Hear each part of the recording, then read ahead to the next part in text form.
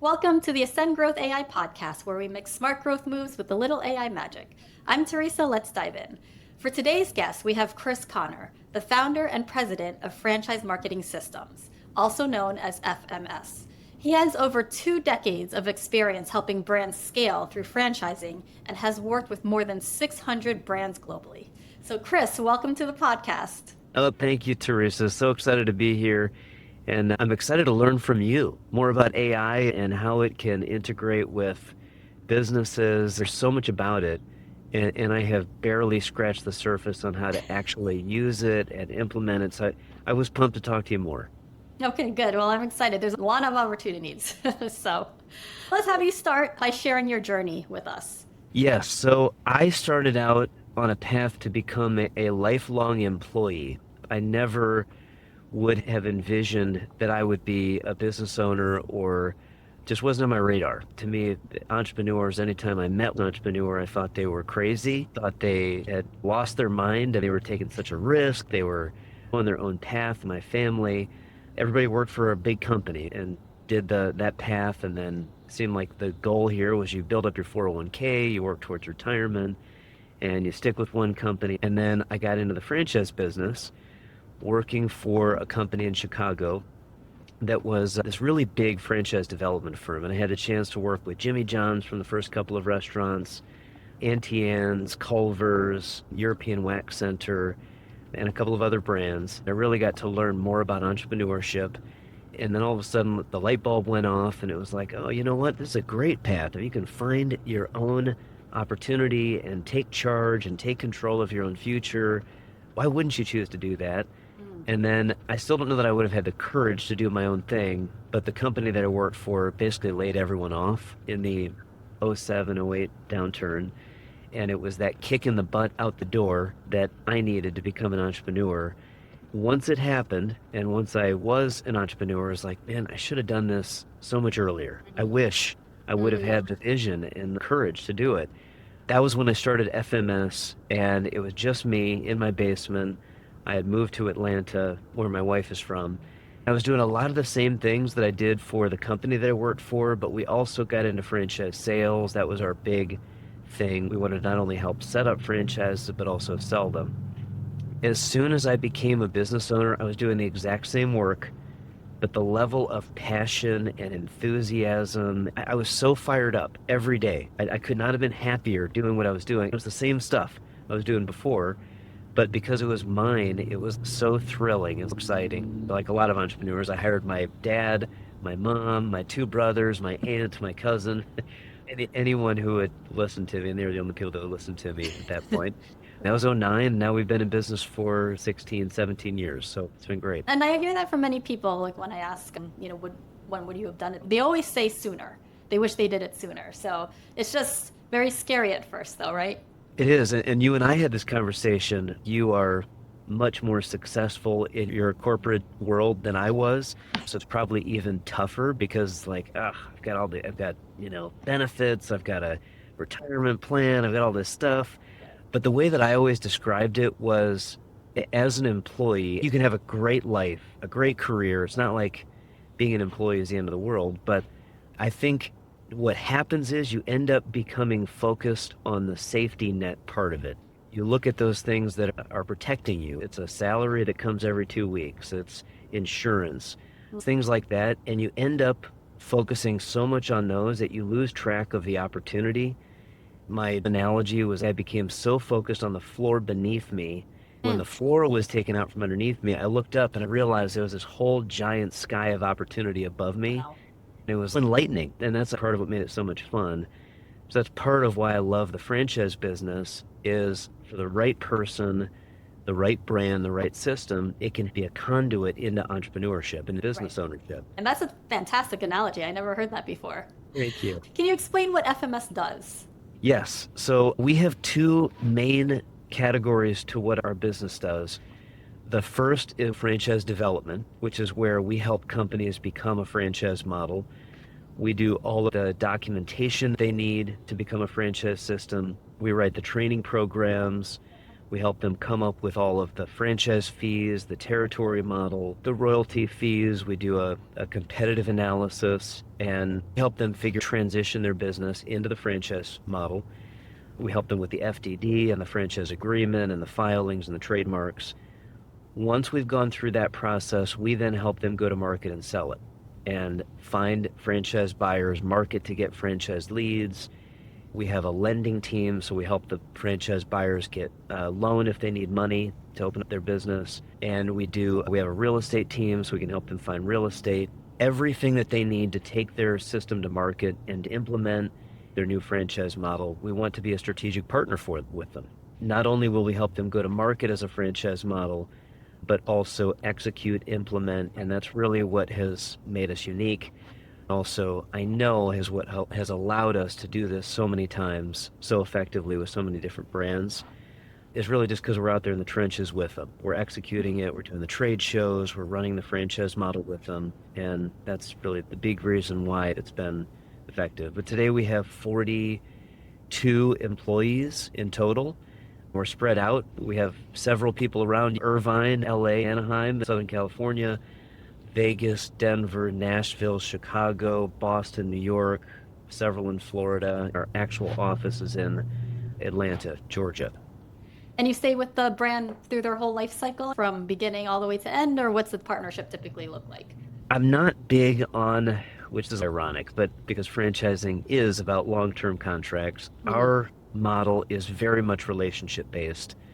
We present what we do in a month-to-month format. We want to be in a position where the client's choosing to work with us. We're continuing to show value, and they're making the decision to keep working with us, not that they're stuck in some sort of agreement. Our actual agreements are very simple. They're very relationship-based. Our relationships typically are like 2 to 4 years. We have one client that we have been selling for and working with for 14 years, and a whole bunch of other ones that were like 8, 9. So definitely our goal is to be involved for a long time frame and really help run this thing, execute the franchise model, and help the owner make strategic decisions to continue to grow it and continue to scale the brand.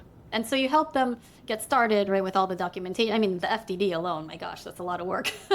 And then you also help them find their new franchisees as well? We do. Yeah, that is probably one of the tougher things when a brand first goes to market.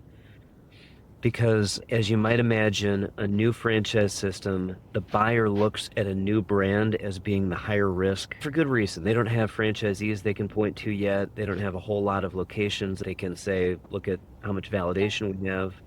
We can help bridge that gap. We've probably sold 400 number one franchises for brands, maybe more.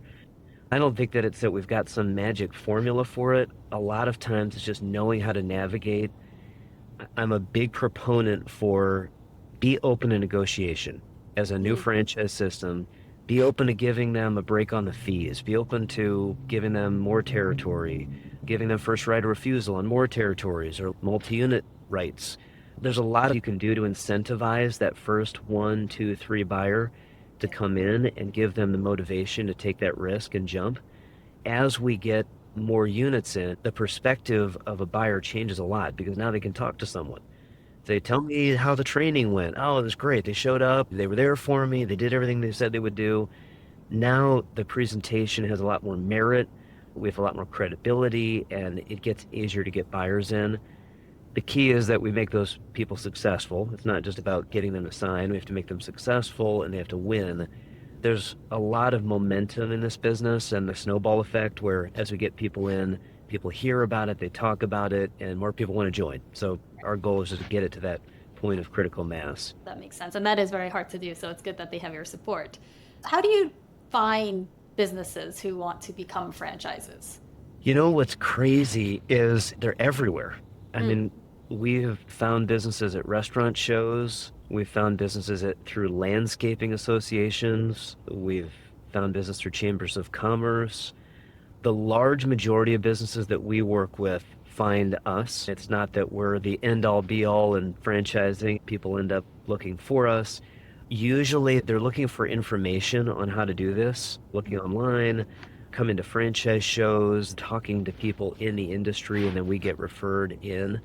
Yep. Usually it starts with a business that has hit some kind of, there's probably two different types of businesses. One, they've hit a roadblock.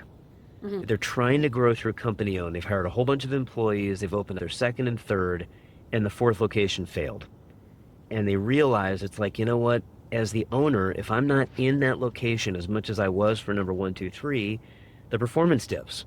The people aren't as focused on the customer experience. There's not as high quality. Usually the profitability isn't there. And the problem with company-owned growth, you can have 3 profitable stores and 1 dud that could wipe out the profitability of all other 3. Something like that many times has happened.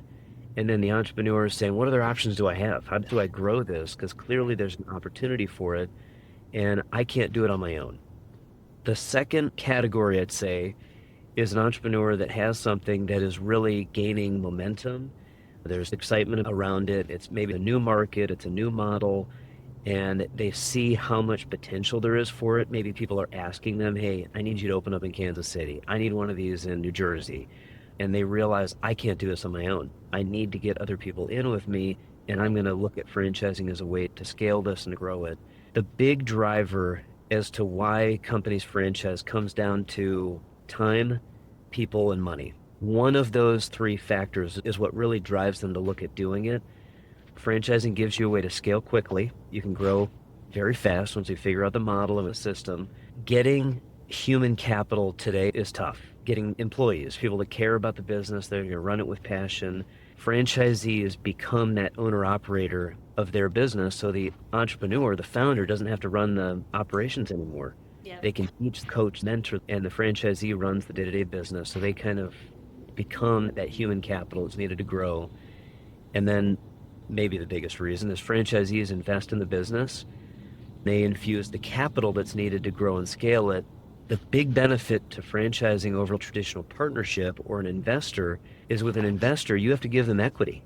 That's what comes with an investment. They put money in, they get a part of ownership in the business. In the franchise model, they do not get any ownership in the intellectual property or the brand or the overall business. They're buying the rights to use the brand and rent the intellectual property, and they don't get equity in the overall business. The entrepreneur retains control, and they're still bringing in that capital. If it's done right, it's an awesome way to scale, because you bring in money, people, and you can scale quickly. It's an awesome way to grow. No, that makes sense. I think, is there some education needed though? Because I think when most people think about franchising, they're thinking McDonald's or Taco Bell, right? And I don't know if a lot of people think about franchising when it comes to scaling. I guess maybe that's why they're doing their research and finding you, right? Well, no, you're right. I mean, I'd say the average person, when you talk about franchising, is thinking hot dogs, chicken sandwiches, and hamburgers. That's definitely what comes to mind. But in the 25 years I've been doing this, the last 15, food service, it's still a huge category. It's still very relevant. But I would say it's probably 30% of the market. The other 70% is made up of any business you can think of. We franchised a lady that herds goats into your yard, and the goats eat the shrubs and the trees. It's like organic landscaping. We franchised a business that you play basketball and games with heavy tractors and front-end loaders like construction equipment. We did a virtual reality. We have a claw cave thing where you pick up the toys, video arcade. Any business you can think of, as long as there's a system and a market big enough to support it, there's probably a franchise that's out there that's done it and scaled, doing it. Really interesting. I had no idea. That's Yeah. great. And with the market trends, with consumer behavior shifting, inflation, taxes, are you seeing trends in the way that potential franchisees are evaluating the way they're scaling? Unfortunately, politics, not to say one side's better or worse, but it does play a role in overall sentiment, just in where business is going. And I think overall, underneath it, we're right now where there's a good economy. And I think generally that the sentiment for small business is positive. I think we've got some question marks around tariffs and stuff like that, which anyone looking to get into business right now needs to pay attention to that. And it's a valid reason for pause. If you're in a business that you import something, whatever it might be, from another country, you need to make sure it's just going to raise my cost of goods by some crazy amount or whatnot. Overall, though, the market has been strong. We've seen a great volume of franchise sales in 25. I think that'll continue. I think it'll keep getting better. The big change, the overall macro market change that I've seen that's been really wild is 10 or 15 years ago, the franchises that would do home services like painting, roofing, landscaping, tree removal were generally looked at as like the sideshows of franchise. Like the preeminent brands were restaurants. That's what you Yes. thought of. Now, the hot categories, the ones that have had the biggest venture capital deals, the biggest buyouts, the biggest sort of headlining growth rates, the large majority have been service models. It's been businesses that were kind of overlooked Right. not long ago and now have exploded. And then COVID really just even pushed them further, which makes a whole lot of sense because if I'm presenting to you and saying, hey, Teresa, check out these businesses, you could invest in a restaurant for $750,000. You're going to net about 8%. It's going to take you 8 to 9 years to see an ROI on it. Or you could start a pest control business for $75,000 and you'll see a return on investment in about 18 months. It's Right. like, Yeah. I get it. I Yeah. totally get it. So that's the dynamic that definitely has taken hold. Again, food service isn't going anywhere, and I think we're seeing that market definitely come back, and I think it'll continue to come back, recovering from COVID. My concern with the restaurant business now is things like tariffs, cost of labor. Some of them are getting squeezed. You need to have a really good, well-defined food service model to compete and grow in this market because those factors are making it tougher to be successful. Mhm. There's still a good market for it. Service models are where we're seeing the crazy growth, and that's Mm. where the overall franchise market is like just a monumental change from a decade ago. Yeah, that's really interesting. I mean, those home services are almost recession proof, right? Because no matter what, people will still prioritize that for their home. It's so true. And then also, like since COVID, the rate of investment in people's homes has gone through the roof. People are spending any amount of money they can or Right. will on their home, and I think you're seeing that Yeah. represented in the franchise market too. What's working well at FMS right now? What are you proud of? That's a good question.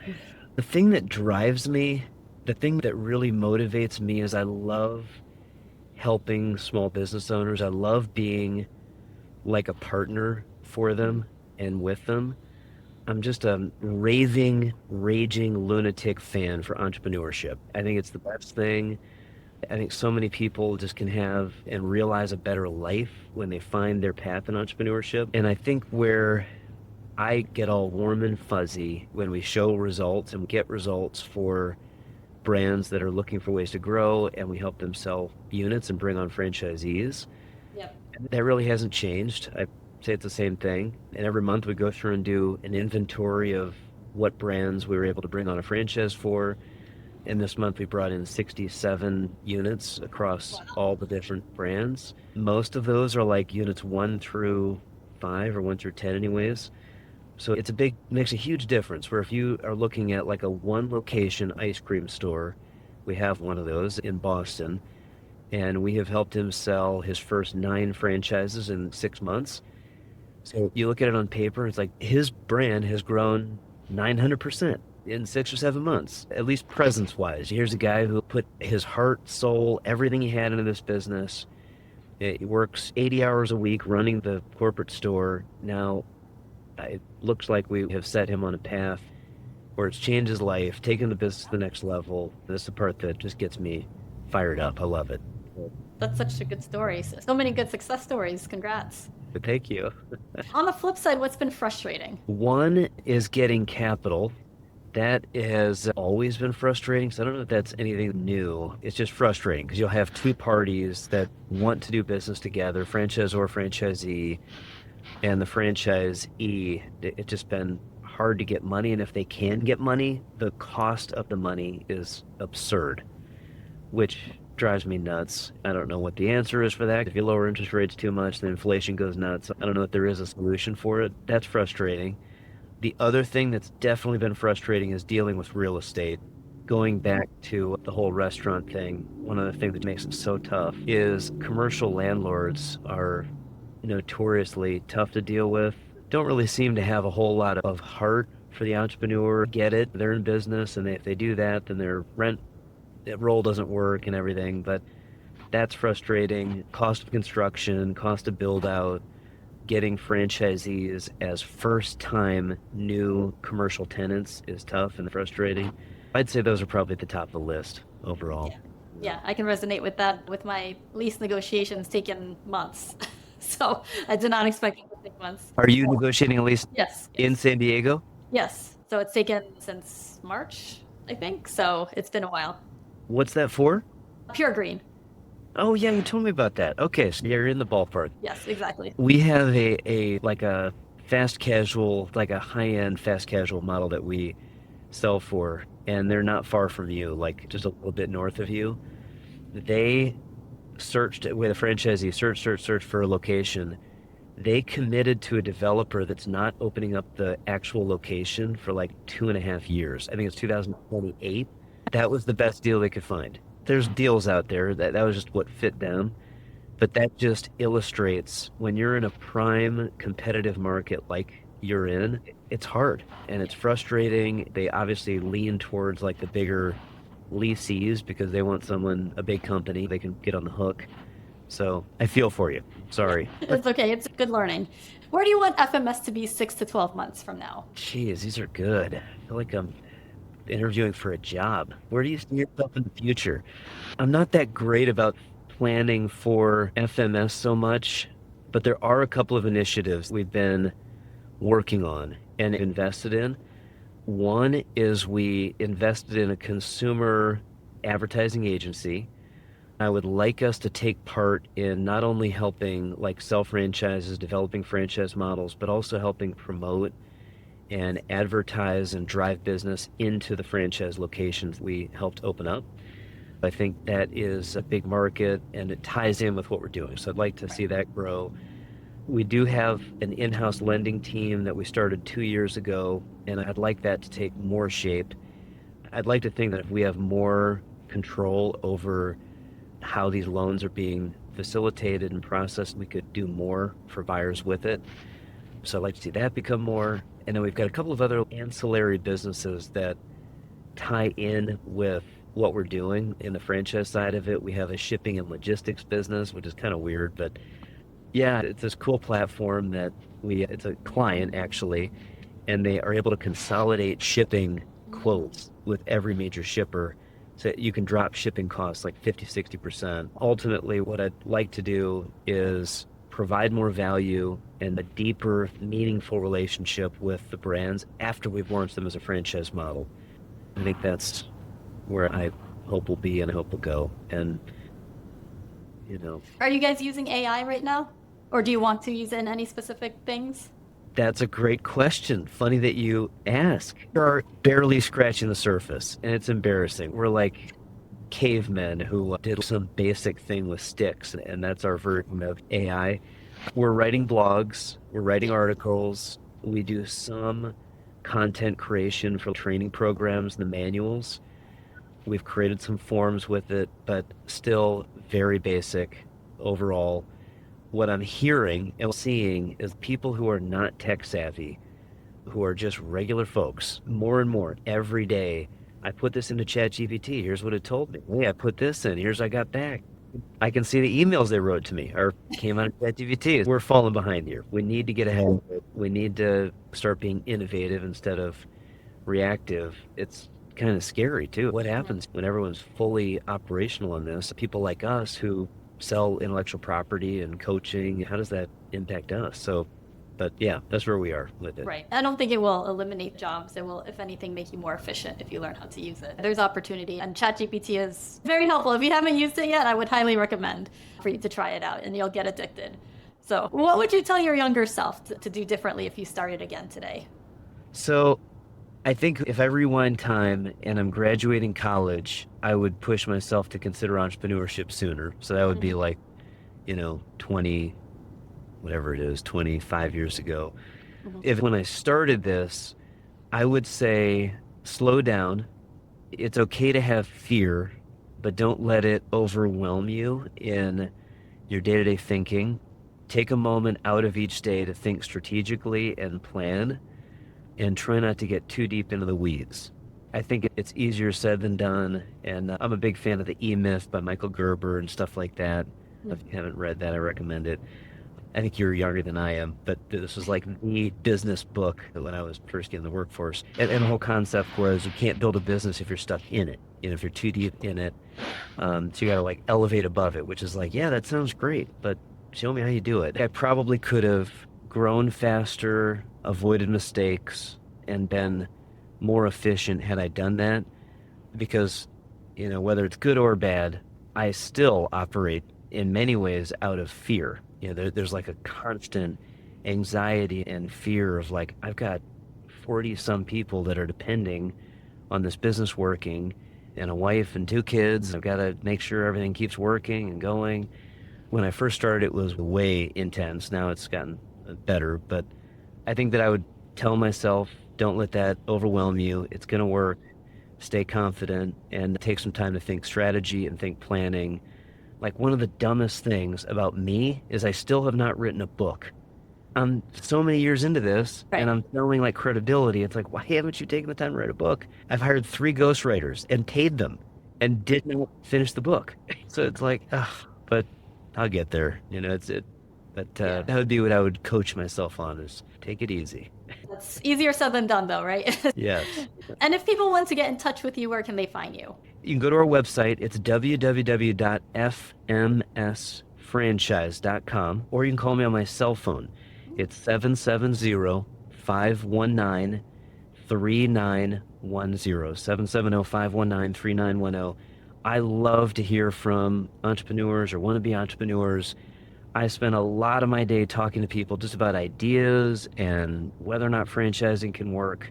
There's no pressure. There's no obligation to it. I love to talk to entrepreneurs and business people about this stuff. So I open that up to anyone who's even considering this stuff. Oh, that's great. Well, thank you for sharing your number. That's very brave of you. So Sure. hopefully we get more calls. So thank you so much, Chris. Really appreciate having you on the podcast today. I so appreciate it. Thank you, Teresa. Thank you. And that's a wrap for today's episode. Thanks for hanging out with us. If you got value, share it, tag us, and don't forget to hit subscribe. Catch you next time on the Ascend Growth AI podcast.